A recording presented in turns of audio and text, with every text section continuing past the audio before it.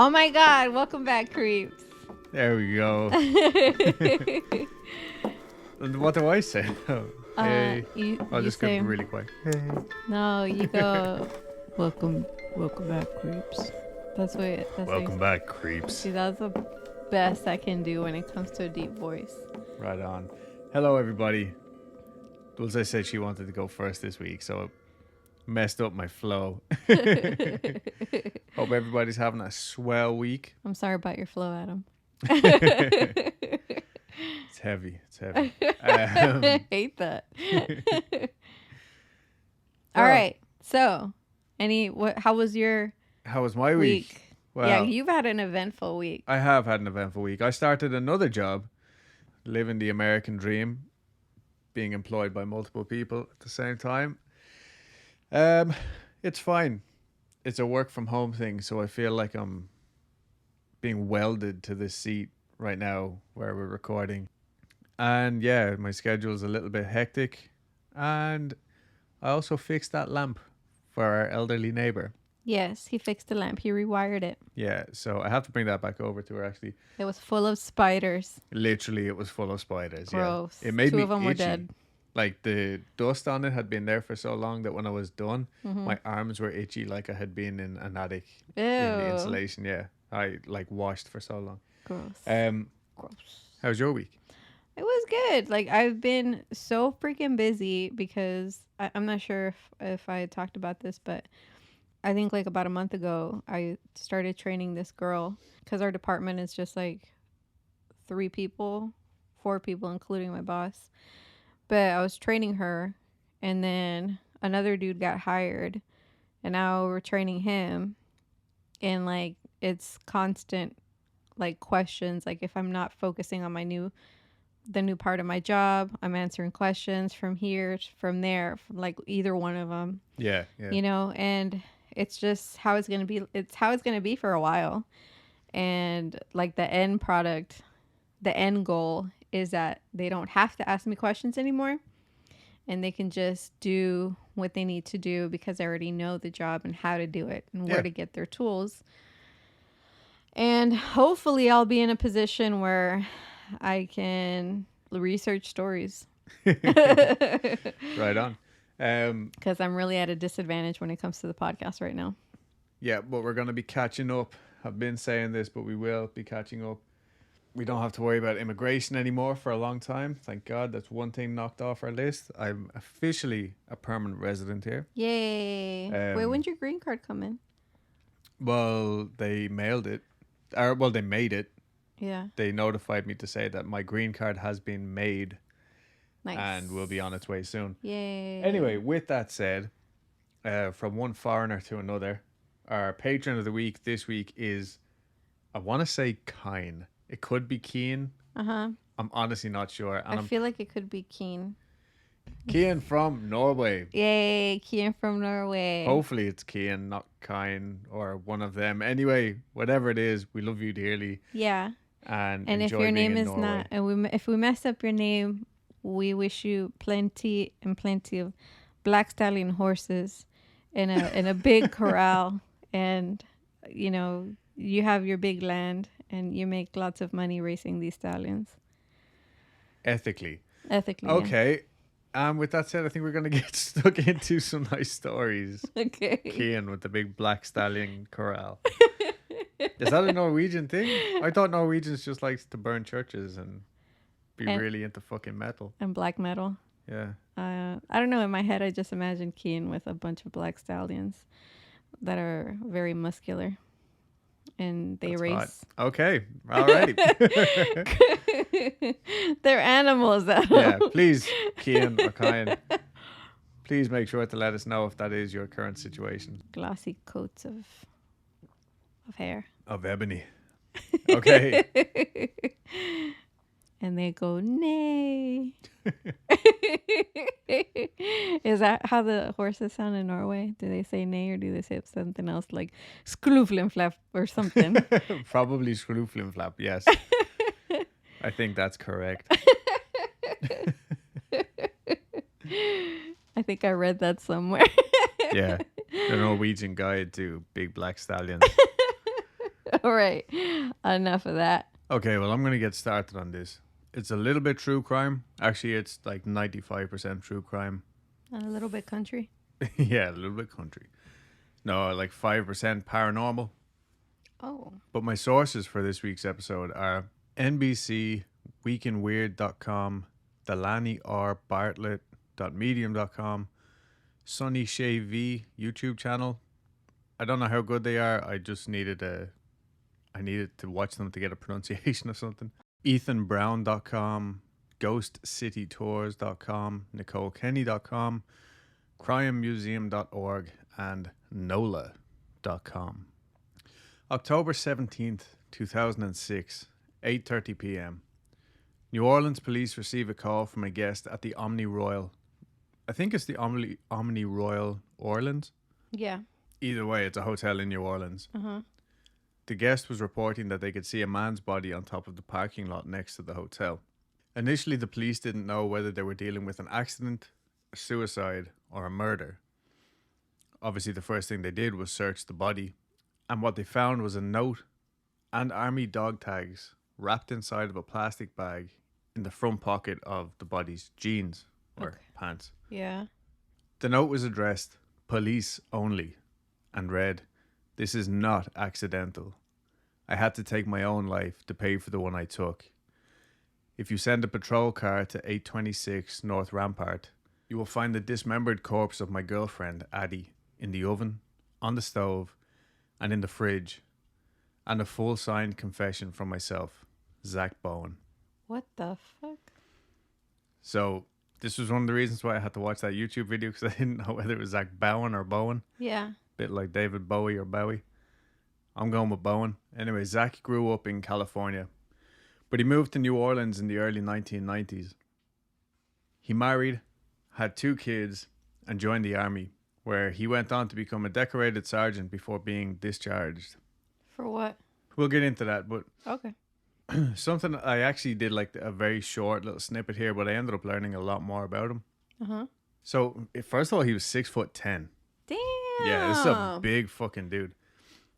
And Whoa. in the pictures of him and yeah, I know. And the pictures of him and Addie, it didn't really click. I just thought like she was a tiny girl, you know? Yeah, no, she was a normal sized girl, I'm probably. pretty sure, yeah, she was a regular sized human. I don't think And I've he ever was met anyone that tall. The tallest person I ever met was 6'7", and that man was Ben Kissel. The tall, and you know what? Matt, my friend Matt from Florida, he's the same size as Ben Kissel. Yeah, He's 6'7". that it's a gigantic size. Like, Yeah. it didn't help that I was standing on the road and he was standing on the footpath, like up a curb, so I really had to look up. He took a picture of himself with the Tom Willard or some. I think that's his name. The tallest man that ever lived was like over 7 feet tall, like 7. Like 8'9" or something is the tallest. Yeah, one, yeah, eight something. And he was like, "Now I know how all you shorties feel." Anyway, Zack's wife was like a 28-year-old dancer. Okay. And he was only 18 when they met. And this could be conjecture. I honestly don't know. I didn't like fact check this stuff. But the whole thing was they met. He fell head over heels for her. She went off traveling for work, which she would do like on the regular. And after like 3 weeks, he had like written her letters, and the two of them like just fell hard for each other. That's cute. Yes and no. It seems like a pretty turbulent relationship. Anyway, she came back. I think they like were on and off. Eventually, she got pregnant. Didn't tell him for a long time. Then found out that he was only 18. Oh shit. Yeah, all this kind of drama was going on, and then eventually she had the kid, and he didn't even realize. Like, he knew she was pregnant, but didn't know the kid had been born. Found out through a friend of hers that he had this kid, and that's when he was like, "No, I'm gonna do you right, and I'm gonna go join the army and get like a career and this kind of thing. I'm gonna grow up, take care of these kids." He ended up having 2 kids with her. This is a soap opera. Yeah, seriously. So he had served definitely in Iraq, and I think he also served in Kosovo. But like anybody who serves time overseas with the army, he was fucked up afterwards. Like, he was traumatized. And again, I don't know a huge amount of detail, but I read that according to friends of his, he had befriended a local girl while he lived in Iraq. Okay. And, you know, I don't, like, just friendly or whatever with her. Like, her family owned a shop in the local town. The shop was blown up one day with her and all of her family in it. Whoa. And this was just one of a handful of things that really fucked him up. Like, this was something that he would talk about over and over again That's when he so came back sad. home. Yeah, super sad. And then when he did come home, he was trying to get honorably discharged because he had earned medals, like several medals during his time in the army. And I don't know if this is just another medal or what, but he got like the Presidential Unit Citation. Honestly, Sounds important. sounds fucking amazing. Yeah, I don't know. I don't understand these kind of things. But he wasn't honorably discharged, Oh, okay. even though his commanding officer actually wrote a recommendation to support his honorable discharge. He only got general discharge, which meant he could get like veteran benefits, but he couldn't get other, like, there's different levels of benefits you can get depending on how you leave the army, I suppose. But one thing that he definitely couldn't get was the GI Bill education benefits. Oh, lame. And he was very, very bitter about this. Yeah, He- because that was the whole point of going to, so you get a career. yeah, you can try and better yourself, like, after putting your life and your mind on the line for a country.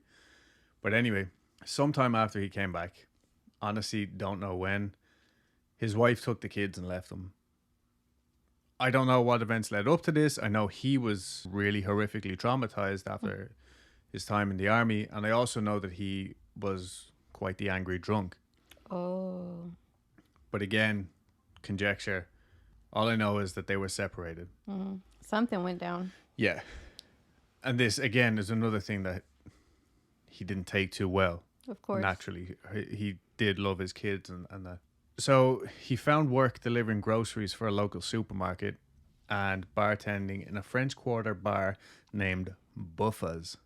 I wonder if that place is still there. It is. Oh. Yeah. He would deliver groceries on his bicycle, like, just all around the French Quarter. Like, his life from this point on was just in that little square. And I did find out that people who live and work in the French Quarter call themselves Puerto Ricans. I thought that was pretty cool. Love that. Yeah, I will never be cool enough to become a Puerto Rican. Puerto Rican. But anyway, I think he, like, went between bars and stuff like that. But working in one of these bars, he met Adrian Addie Hall in the summer of 2005.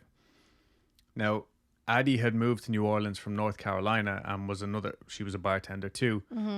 At the time they met, I believe she was working in the Spotted Cat, which is also still there, I think. Love that name. Now, Addie was described as free-spirited, artistic, and feisty. She wrote poetry, she taught dance classes, and I think, like, anybody who's going to live this lifestyle, a Puerto Rican lifestyle, Yeah. is going to have this type of personality, you know, be a little bit more eccentric and easygoing. Like, they're living in houses that have been there for like 200 or 300 years. Like, you know what I mean? Right. That in itself is a little bit different than a regular, like, suit wearing working stiff. Anyway, Addie had had her own fair share of traumatic events in her life.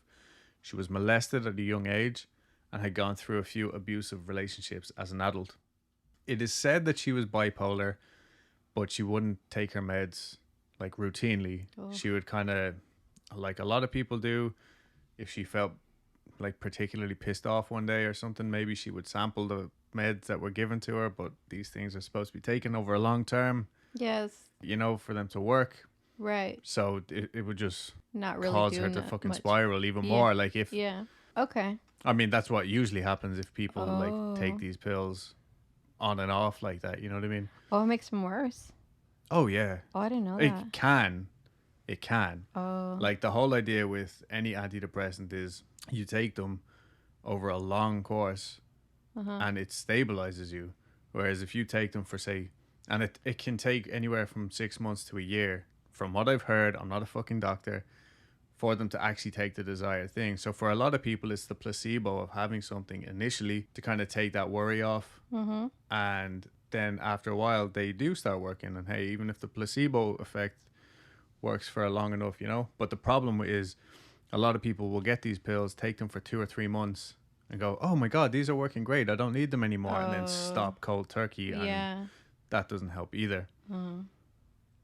Again, this is not I'm not a doctor. We're not professionals, people. We're just having a conversation. Yeah, from what I have read. So anyway, even the fact that it said that she was bipolar, I think anybody who like has any sort of depression publicly, a lot of times just gets that kind of title thrown at them, like, oh, she's bipolar, like whatever. Maybe she was, maybe she wasn't. Either way, she was also a really heavy drinker and a mean drunk. Oh, yeah? Yeah. So the two of these kind of matched perfectly, you know? Yeah. They were like, yeah, let's paint the town red. Literally. That's my wild girl voice. Oh, kind of a lot like your deep voice. Yeah, it is. They all kind of sound the same. Take the town red. I'm not good at voices, people. Put this Either way, the relationship was like what you would expect from these types of, not these types of people, but people with this personality type. It was hot and fiery. They fell in love hard and fast. Yeah. Which, you know, typically goes along with heavy drinking and drugs. And what else happened in summer of 2005? Hurricane Katrina. Mm. They'd been dating for a few weeks before Hurricane Katrina actually hit. Uh-huh. And rather than leave, like most of the people in New Orleans at the time, Zack and Addie decided they were, again, real Puerto Ricans. They're going to sit this one out. Oh. They're going to not sit this one out. They're going to hunker down and stay there, like for the weather the storm, literally. Dang. That's dangerous. Oh, dangerous as fuck. But the two of them thrived. Wow. Okay. The storm came and went. Luckily, I don't think their house had major damage, but the two thrived in the chaos that followed the storm. Really? They had no electricity for weeks. Okay. They literally had a fire in the middle of the street where the people who had stayed would congregate.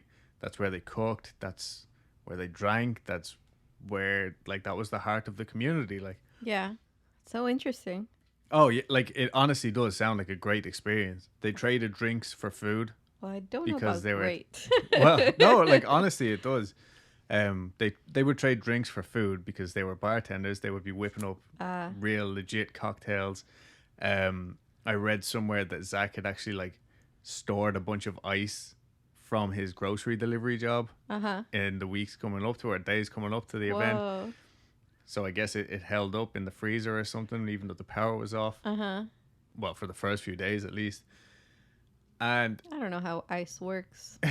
I know a freezer will stay cold for like 12 or 16 hours after the power goes out. I know ice that is much. cold. Yes, ice is cold.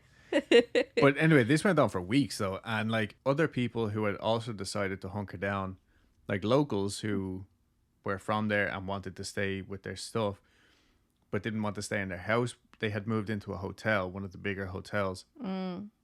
But after a few days, like the tap water was shut off and everything. Like these guys were stranded and isolated. And in this like report that I had read, the guy was like, "Oh, it was great for the first 2 days, and then once the water was shut off, that's when the last of the people were like, no, dude, we got to get the fuck out of here." Yeah. But still, Zack and Addie and a handful of others stayed, and Addie apparently became known for flashing the police officers. The fuck? Yeah, I don't know. She would just flash her tits at the police officers. I don't know whether this was an insult or a motivational move, but it was her thing. All right. Yeah. We all have hobbies. Yeah, exactly. And like that, I don't know whether it was, here's some boobs, great job, guys, or like, here's some boobs, I'm angry. Yeah, or like, hey, we need help, and I'm flashing my boobs to get attention. Oh, okay. I don't know. But anyway, I think like that, the two of them were just kind of living in this little commune-esque lifestyle. Sounds like Lord of the Flies. Yeah, kind of. And like, while everyone was just helping each other out, and they didn't have to worry about jobs and insurance shit that was piling up. They were just living. Like I said, they cooked on a bonfire in the middle of the street. And apparently it was the first time they had actually been able to see stars from the French Quarter. Wow. Because, I No mean, pollution. There's nothing going. no light pollution, and that place is just lit up constantly. Yeah. Oh, here's where I have my side note about them being Puerto Ricans.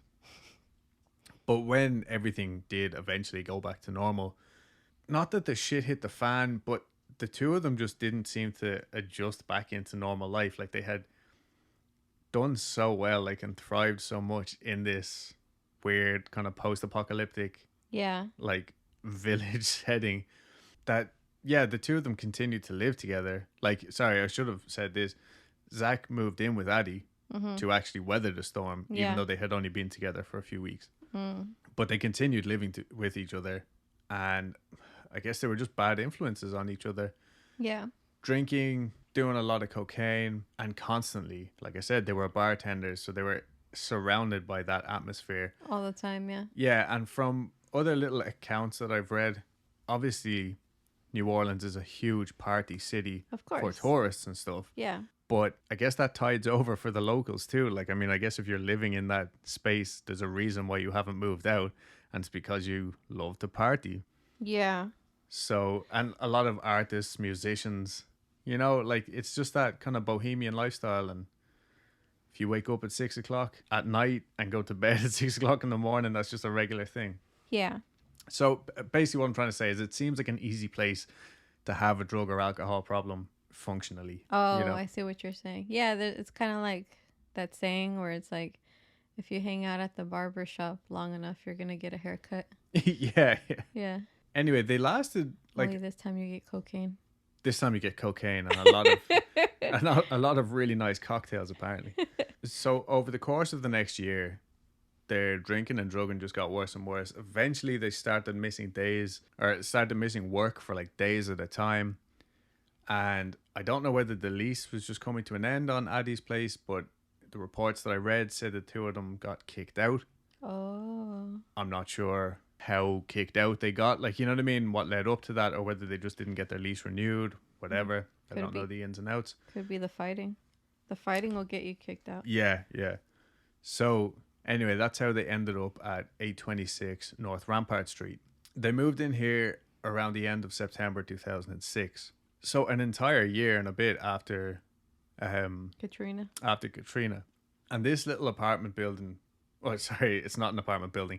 It's a little, Like a duplex? no. It's like a typical New Orleans cottage style house that has an upper floor.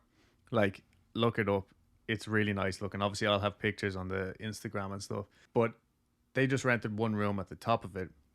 Underneath was the New Orleans Voodoo Spiritual Temple, which, like everything in New Orleans, serves a purpose. People go there to buy little trinkets as well as actually worship whatever religious views they have. But as soon as people heard about this, they were like, oh my God, there was a demon.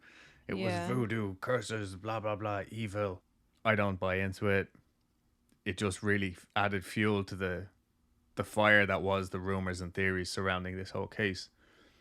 But at this point, Zack and Addie were literally breaking up every few days. Mm.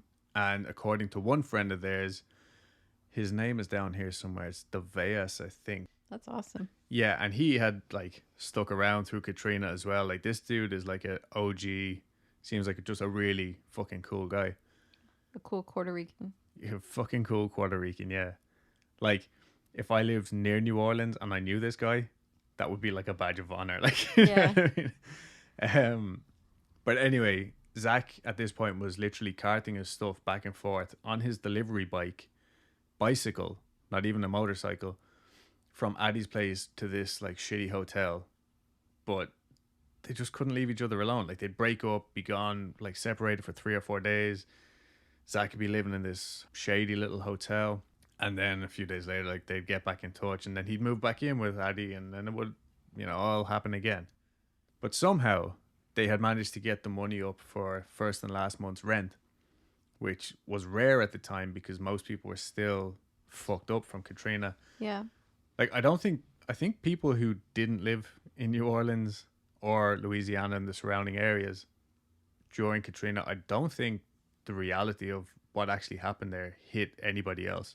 No. Like, I remember hearing about it, I was like, God, that's terrible. We don't have hurricanes. And then like 3 or 4 years later, I was watching an episode of Top Gear where they had like done some stupid challenge, like buy $1,000 car and race it across the state. And by the time they got there, like they ended up donating the cars to families who were still struggling years later, struggling like they didn't have roofs on their houses and stuff. Like it looked like a shanty town. Mm-hmm. So anyway, all that to say, this landlord fucking jumped at the opportunity to rent this house or this apartment to this couple who had first and last month's rent and seemingly steady income as well from the bars and grocery store. He was so eager, he didn't even give them any paperwork. Whoa. Yeah. But on October 4th, Addie came knocking at his door saying that she needed a 6-month lease. Like, she needed it written in paper, blah, blah, blah. And so he literally wrote one up on a piece of paper. He wrote 6 months lease, and that was it. Pretty fucking much. Just those words. Yeah, not far off. But next thing, he's getting a phone call from Zack saying something along the lines of, dude, you just gave Addie a lease. What the fuck? She's kicking me out now because you only wrote her name on this piece of paper. So the landlord's like, hold on, what the fuck is happening? Like, I thought she needed it for work or something, like, you know what I mean? Yeah. Why are you roping your landlord into this? I know. That's not his fault. Fucking poor old Leo Watermeyer still owns the place. But the landlord rushes over to 826. He could have been next door. I don't know. I just know he is another Puerto Rican. So he rushes over to 826 and finds the couple in the doorway screaming at each other. Addie said she had caught Zack cheating on her, and the landlord was just like, what the fuck have I gotten myself into? Yeah. Eventually, I think it either calmed down or they just went inside. But she assured him that she's going to take care of the place. You know, he doesn't need to worry about anything. And he just says, look, you guys need to sort this out yourselves. Right. I'm your landlord, not your fucking marriage counselor. Right. Or couples counselor. But obviously, as we know, things did not calm down. What happened next is taken from Zack's suicide note confession. And I'm going to warn you guys, this is rough. Like, this is really, really hard to... It was hard for me to read. And I'm up to my tits in this kind of stuff every week. But this was a particularly harsh case. You do have large tits. I do. Just kidding. But I also will say, I tried so freaking hard to find the actual full like note, because everywhere I was just finding snippets, like little quotes here and there. But I eventually got onto like the police records website. Mm-hmm. I couldn't even get it from there. Like there had been an old expired request on there, and that was from like some big TV company anyway. I can't think of it right now, but like ABC or something like that, and they had been denied. So I was like, okay, yeah, they're not gonna deny ABC and then give it to Adam from Weekly Creep. But I tried anyway. So this is LP, what LP would regard as gold star material. Yes, the last podcast would definitely call this gold star, I would think. Meaning, if you survive Put down your this, food. if you can stomach this material, guys, you get a gold star. Yeah, we still don't know if it's a good thing or a bad thing. Anyway, this is a quote from what I could accumulate of the letter. Quote, she had stolen this apartment, in brackets, ask Leo Watermeyer, the landlord. He'll explain that one. Tried to kick me out, then would not shut the fuck up, so I very calmly strangled her. It was very quick. Then, after sexually defiling the body a few times, I was posed with the question of how to dispose of the corpse. So Zack killed Addie around 1 a.m. and then did whatever he did, and he passed out at some stage, eventually waking up to go to work the next morning.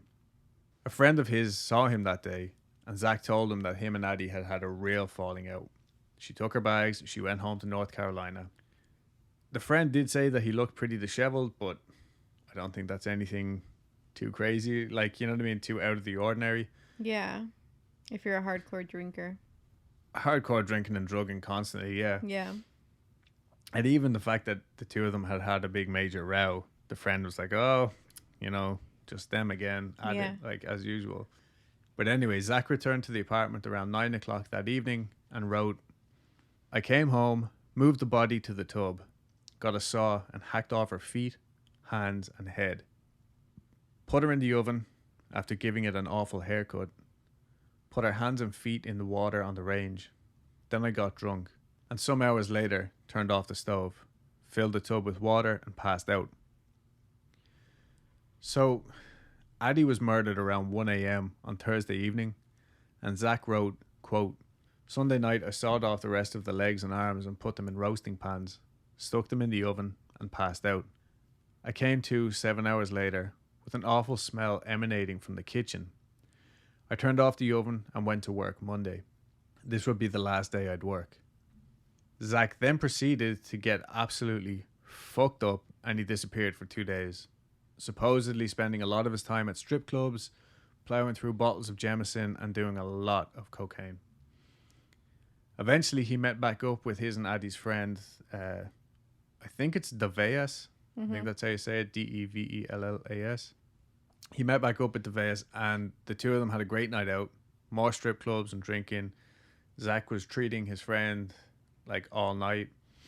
And Deveas said, quote, he was back to being old Zack, happy-go-lucky, smiling, having a great time. But then he said something that mirrored exactly what Addie had said about him the last time I saw her. I'm not who everybody thinks I am. 3 nights after this, Deveas was throwing a housewarming party, and Zack was there, the heart of the party, keeping everyone in cocktails until the sun came up. When the last guest left, Zack and Deveas sat in the living room listening to Ray LaMontagne. Is that how you say that? LaMontagne?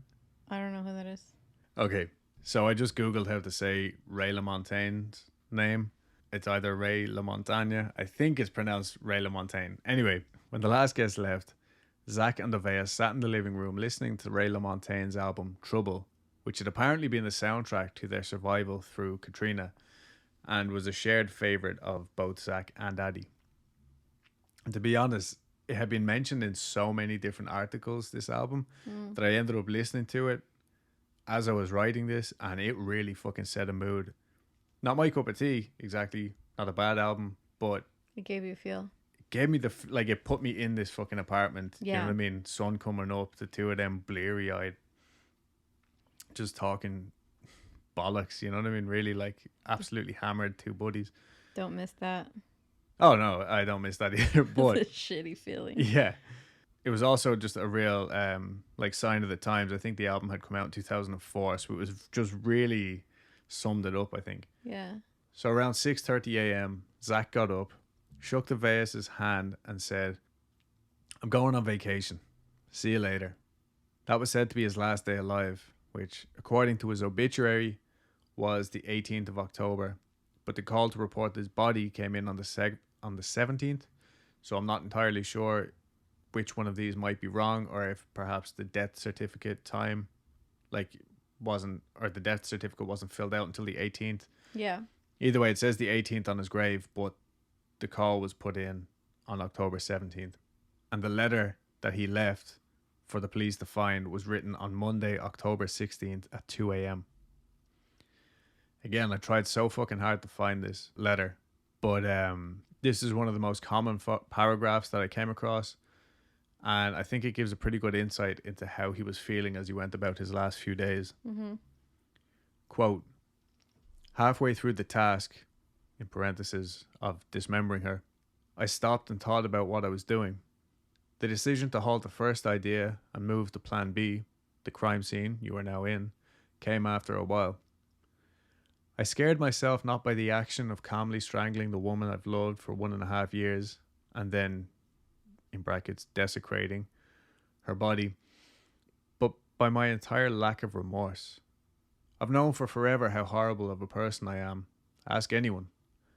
And decided to quit my jobs and spend the $1,500 cash I had being happy until I killed myself. So that's what I did. Good food, good drugs, good strippers, good friends, and any loose ends I may have had. I didn't contact my family, so that'll explain the shock, and had a fantastic time living out my days. It's just about time now. So after saying goodbye to his friend Deveas, Zack went to the Omni Royal Hotel rooftop bar on October 17th and opened a tab.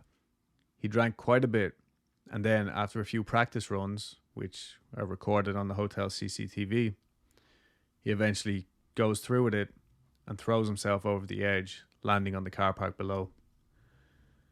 Police found that he had 28 cigarette burns on his body, which, according to his letter, represented, quote, every year he was a failure. He was only 28 years old, so That's so wild. Crazy. When detectives actually got to the apartment, the landlord let them in, but understandably didn't want to go upstairs. They found Zack's wife's phone number spray painted on the wall so she could be notified, as well as a note directing police to the pots on the stove. One contained Addie's head, another had her hands and feet.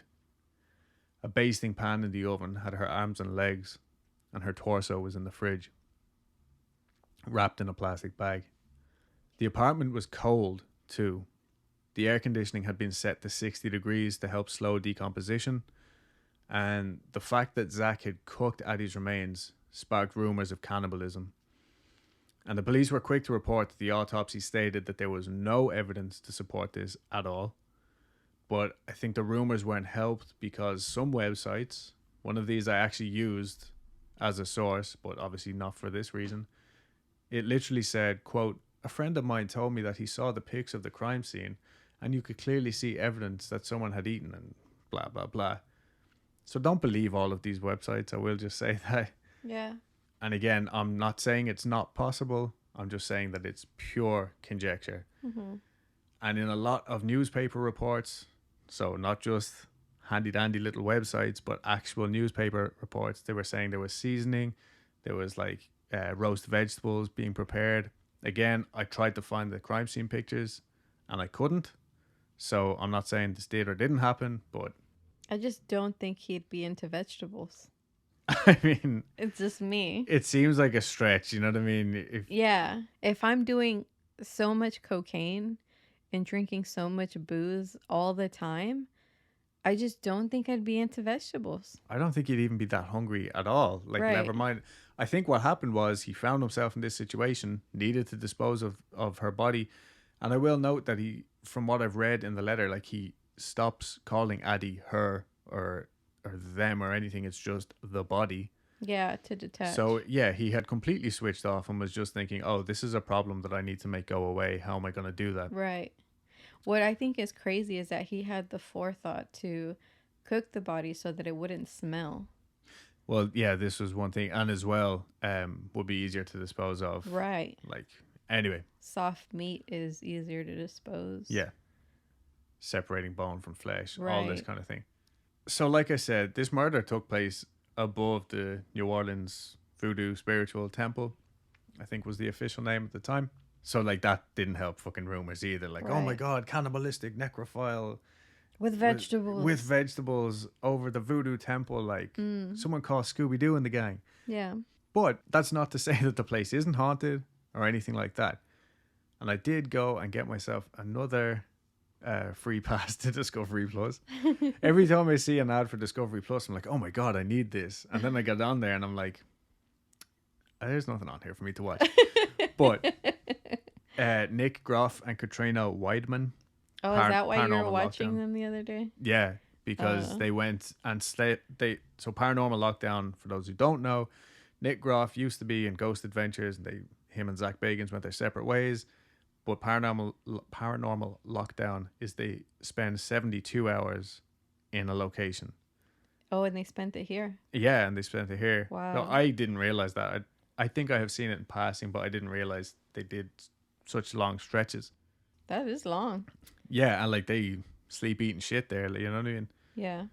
So the rumors that come about the house itself is that apparently it was used to torture slaves way back when.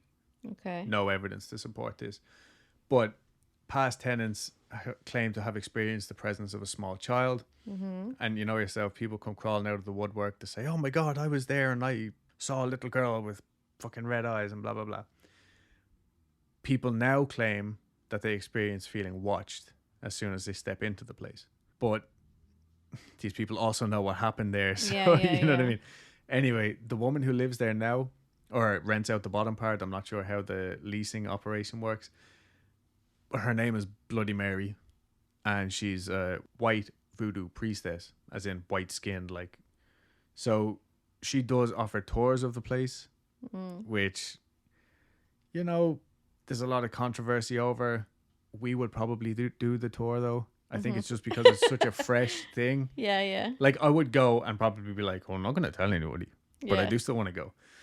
But because it's such a recent You're so event, cute. it's so fucking, it's just so fresh and raw, especially for Yeah, the New dude. Orleans people. Especially because of the family of Exactly. they're still alive. Yeah, both Addie and Zack. Yeah. So the other fucking gnarly thing about this is the actual oven and bathtub Shut and the fridge fuck up. are still in the place. Shut As up. recently as, like, I think 4 years ago. Anyway, Oh. because, again, to do with Katrina, there was such a backlog on everything that Oh, yeah. appliances and stuff were even hard to come by. Yeah, and yeah. then I think it became clear that he wasn't going to be able to rent this place out to a like regular tenants afterwards anyway. So Yeah. I don't think he went out of his way to try and replace them. But this Bloody Mary one, obviously this is like the center fucking point of her tour. Mm-hmm. And the apartment is so small that like there's no avoiding it.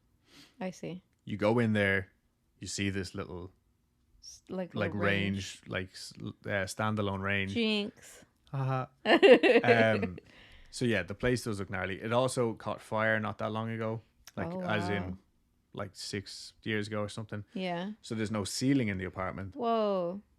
So when Nick Groff and Katrina stayed there, you know, my friend Katrina, it added to it, like, you know what I mean? Like, Yeah, it was yeah. literally just bare beams. But while they were there, the one thing they did say was that past tenants had reported this presence of a small child, and they did pick up on kind of like a Child's voice. childish activity. Like, at one point they had just a piece of, I think it was like charcoal or something, just fucked at them from the attic. And like, understandably they were like, what the fuck is this? Yeah. Stuff being thrown at them. And then they have something like a spirit box. I had never seen it. And they did pick up, you know, some interesting phrases and Noises. stuff like that. Oh, okay. Definitely a man, definitely a woman, but who knows? And I completely lost my train of thought. What was I going to say?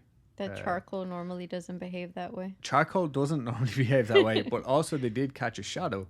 Oh. Yeah, in one of the cameras. I think Katrina was up there on her own or something for a minute, and I don't even think she noticed at the time, but you can clearly see a shadow like moving. Anyway, I started reading this on Week in Weird, which is the Newkirks, Greg and Dana Newkirk from Hellier, their website, which I go to every now and then. And I'm like, let's just have a little look-see.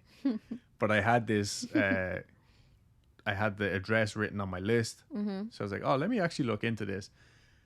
And there's just so much rumor to the ghost story that when I actually realized the girth of the story, the ghost stories were emanating from, I was like, holy fuck. Like, respectfully, Greg Newkirk, who writes for the Week in Weird, and Nick Groff both separately said this was just a really sad case. Nobody believes that there was like a demon involved because of the voodoo priestess that lived underneath. Nothing like this. But that's not to say that the place is now fucking super haunted and was haunted by the child before this. But now mediums are saying that this child ghost witnessed everything. Oh. So again, mediums, but just another interesting like twist on the whole fucking That's so interesting. story. Yeah. But yeah, at the end of the day, it's just a really, really fucked up case and a really sad story Yeah. of a young couple. Yeah. I mean, I'm 30. I'm about to retire. He was only 28. You know what I mean? Yeah. But no, it's a really, really sad story and messed up, and just really good example of what PTSD, drinking and drugging can do. Yeah. There's victims in everywhere here. Yeah. And we've reached the point in the story where it's so sad and depressing. I don't know what to talk about next to make you go, ha ha ha. So we're just going to take a sharp left turn and, I don't know, ignore the fact that we just spoke about horrendous murder and stuff like that for the last hour or so. Here's what we can do. We can talk about the tarot card of the day. Tarot card of the day. Hilarious. Yeah. So the tarot card of the day is the Ten of Swords. Love the Ten of Swords. My favorite. It's time to admit that something is over. It's time to let it go. Stop thinking about it. Stop talking about it. There's no need to get in the last word. Let it go and move on. If you don't, you'll only be dragging out your own suffering. Something new is awaiting you. Create space to let it in.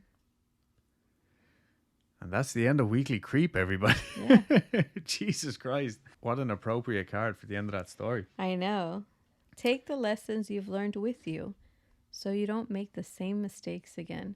And that is the message of the day, guys. All right. So whoever needed to hear that, I hope that hit right. And, I want to do that. Shall we do the tarot card of the day at the end of the episodes? You let us know. Yeah, let us know what you guys think of the tarot card of the day. Yeah, and I'll pull a tarot card for you guys. And with that, we hope you all have the best fucking weekend. Happy Friday. I have to wake up in 6 hours for one of my jobs. No, I'm just being cranky and grumpy. But yeah, we really appreciate every single one of you. Also, if you're still listening, shout out to the guys from the gym that started listening. Yay! Yeah, one of them messaged me earlier on. He's currently up in San Antonio for a month, and he was like, "Don't worry, I'll get some San Antonio listeners for you guys." Welcome to the family. Yeah, absolutely. And yeah, if you're listening on iTunes, please don't forget to leave us a rating and review. We really, really need them because that makes us look better and also brings us up in suggestions. That makes us look pretty. Makes us look so fucking pretty. Please make me pretty. Feel free to join our Patreon for as little as $2 a month. We have a buttload of videos on there. Also video versions of shorter extra creep episodes. And yeah, Instagram, Facebook, all that bullshit. If you're still listening, we love you. And eat your vegetables. Just your vegetables. Yeah, that's it. I'm a vegan. I don't eat people. I don't eat people either. Good. I don't think if you're not a vegan, that Yeah. doesn't exactly mean you eat people. Well, not according to the vegan propaganda pages that I follow. Anyway, good night, everybody. Good night. Bye.